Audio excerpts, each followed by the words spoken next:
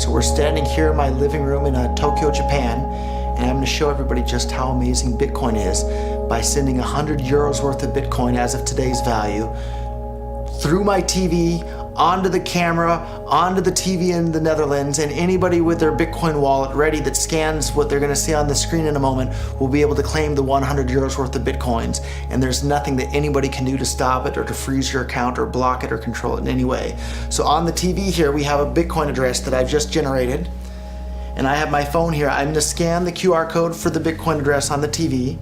Now I have it. I'm going to send 100 euros worth of Bitcoins to that address. So we'll hit send. And anybody can monitor on blockchain.info the balance of this address. There it is, 100 euros worth of Bitcoins just arrived at this address. So total received 100 euros, final balance 100 euros. Just like that. So on this next screen you're about to see, anybody with their Bitcoin wallet that scans the private key that corresponds with that address will be able to claim that money just by scanning the code that you're about to see on your television. So if you want to take a look, here it comes, 100 euros ready for anyone to claim. All you have to do is scan this one right here, and it's 100 euros worth of Bitcoins as of today. By the time you scan it, it might be worth even more. So there it is for anyone ready to claim with their Bitcoin wallet. Okay, Holland, now you've just seen the power of Bitcoin. I sent 100 euros worth of Bitcoin from here in Tokyo directly to you guys through this camera, through the network, through the TV, right into your home. If I had tried to do that, send you the money with a traditional bank, it would have taken several days and probably cost 30 euros. I just did it right now with Bitcoin instantly, basically for free, and didn't have to ask anybody for permission. I didn't need a bank, I didn't need a government, I didn't need anybody. I just needed myself and you and our smartphones to do it. That's the power of Bitcoin. This is Backlight. Welcome to a world in which we can be our own bank.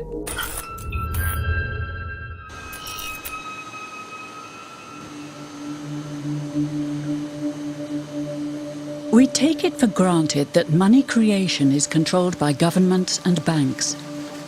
But there's a community of people who don't see this as a given and who get quite worked up about it. Wall Street is fraud, America is fraud, the world is fraud, banks are fraud, central banks are fraud. We live in an era of fraud. It's all based on fraud, and they get a percentage of the fraud. That's the business model. To suggest that there is any moral or ethical aspect to anything that's going on now is to be completely naive about the fact that we live in an era dominated by financial terrorists, jihadis of banking. They're here to kill you and themselves. They believe in an ideology, not the Quran, but Adam Smith, that they completely misread and interpret as something to justify their blowing themselves up. Janet Yellen's a terrorist! Mario Draghi's a terrorist! The Central Bank of Japan is a terrorist! These are the real terrorists! Funds received. This community is switching to what they think is a better monetary system. A system in which banks are no longer needed because payments could be made directly from one person to another. In a system of debt, one of the two parties is always the slave. And that is the architecture of money we live in. That is the architecture of money we use in our civilization. An architecture of money where you have no control. An architecture of money where every interaction is mediated by a third party that has absolute control over that money. Bitcoin is fundamentally different because in Bitcoin, you don't owe anyone anything and no one owes you anything. It is not a system based on debt. It is a system based on ownership. And no one can censor it, no one can seize it, no one can freeze it. And what they will tell you is that they're worried. They're very worried. They're worried that criminals will use Bitcoin. But the truth is that they're far more terrified than all of the rest of us will. Thank you. Bitcoin, the cryptocurrency that was mostly known as a convenient tool for criminals, has suddenly become an important topic at conferences on financial innovation all over the world. Proponents speak passionately of a digital miracle that can save the world from financial ruin. The Bitcoin story starts off like a gospel revelation. It's November the 2nd, 2008, just 6 weeks after the Lehman Brothers collapse, and all over the world there are panicked debates about how to save the banks.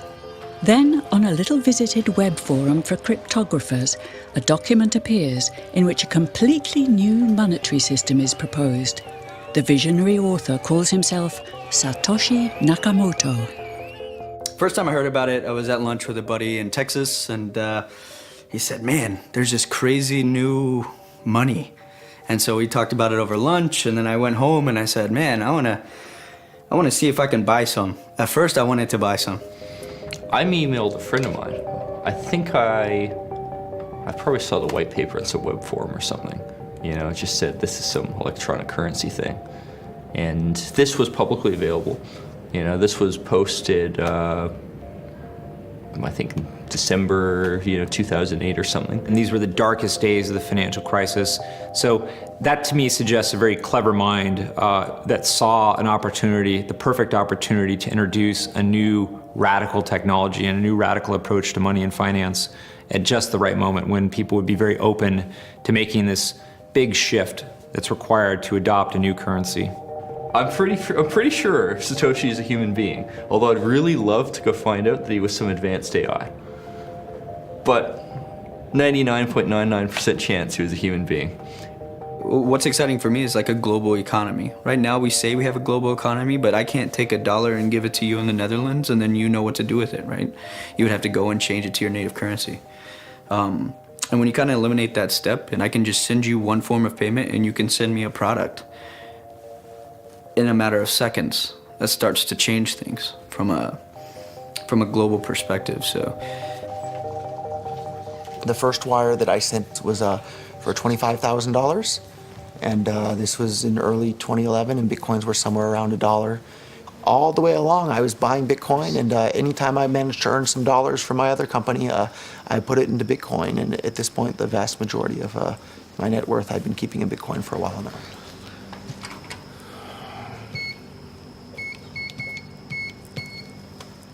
I'm glad you didn't get the parking pin. The car is actually like the perfect color for Bitcoin. It's like the Bitcoin orange.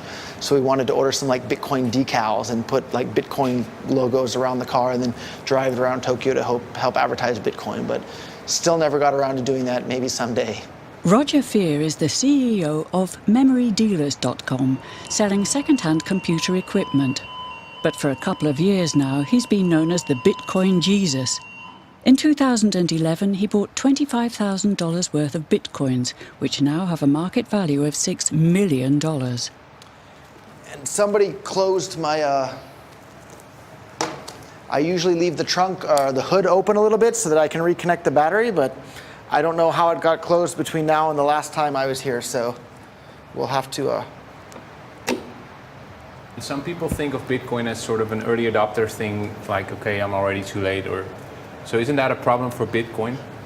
So thinking that it's too late to get involved in Bitcoin is like thinking it's too late to get involved with the internet or too late to get involved with using a cell phone. Like, it's not too late to get involved with Bitcoin. Bitcoin's going to make your life easier in so many ways. And the price of Bitcoin, too, it's not too late for that either. Bitcoin's like $270 a Bitcoin right now. If Bitcoin becomes really popular all over the world, Bitcoins are going to have to be worth at least tens of thousands of dollars a Bitcoin, if not hundreds of thousands of dollars per Bitcoin. So thinking it's too late to get involved with Bitcoin is like thinking it's too late to get involved with using the internet. Of course not. Like, it's ubiquitous in our lives, and Bitcoin's going to become ubiquitous in our lives as well. Perfect money should have a limited supply. That's one of the most important things. It needs to have a limited supply. It needs to be easily recognizable. It needs to be durable. It needs to be transportable. Bitcoin has all of those things better than any other form of money the world has ever seen. And that's why when I noticed Bitcoin for the first time, I realized that it's so incredibly useful as money that people are going to start using it more and more. Roger lives and works in Tokyo. He's outsourcing all the work for his own company so he can spend all his time promoting Bitcoin. So it's a pretty exciting time for Bitcoin right now with all the stuff going on in Greek. Bitcoin's up about $10 since yesterday, just since all the news on the Greek referendum vote, and just every day in Bitcoin is so exciting. So, and you can see, lots of trading and everything just in the last 24 hours there. I paid to put up a billboard in the heart of Silicon Valley right next to one of the busiest expressways. It just said, we accept Bitcoin, memorydealers.com, and then listed some of the parts that we sell. But then after that, I started paying for national radio ads in the United States that were on more than 100 radio stations across the United States, and paid for that for a couple of years. OK Wave, a popular consumer website in Japan, will accept Bitcoins from now on. At a press conference, Roger Fear helps them spread the word. But today, one Bitcoin is 35,000 yen. だけど、Bitcoin 世界中人気になったら絶対何百万円とか何千万円ならなければならない。絶対 Bitcoin は人気になったら。ロジャーさんから説明をしていただきますので、ロジャーさん、ぜひビコをご説明いただければと思います。いいマニにはこういうことがあるんだけど、ナタリーさんは私より日本語うまいだから日本人だから、これはちょっと難しいことだから説明して聞いてくれませんか？すごいお金にはすごいさまざまな役割があるんですけれども、ビットコインはですね、手数料もかからなかったりとか、すごく透明性が高かったり、すごくオープンなリソースであったり、すごくお金にある、重要な要素をさらに超えていい要素がいっぱいあるということですね。今までのビットコインの前のお金にはこういうことはちょっとありましただけど、今までには人間の歴史のこと最初から今までビットコインは一番こういうこと持ってるだから、世界中には一番いいお金になる。ビットコイン財布が持ってたら今から送りますよ。送った。もう入った。早いでしょ？ 5 秒じゃないよね。早い。これ何？すごい。そう、アプリインストールしたら。そう。今送ってる。もう送った？もう入ったでしょ？でも今日は1000円分。ビットコイン本当に世界中人気になったら100万円になるの可能性は全然あります。Roger, are you giving bitcoins away? I'm giving every single person here 1,000 yen worth of bitcoins, which is like $8 and something cents. So, 今もう入った。それリフレッシュバットもう入った。OK. I've given away thousands of whole Bitcoins to just various people on Facebook that would post their Bitcoin address. And this was back when Bitcoins were a couple of dollars each, so I'm sure those people are pretty happy at this point. How could this digital coin invented by this Satoshi Nakamoto become hundreds of times more valuable than the dollar?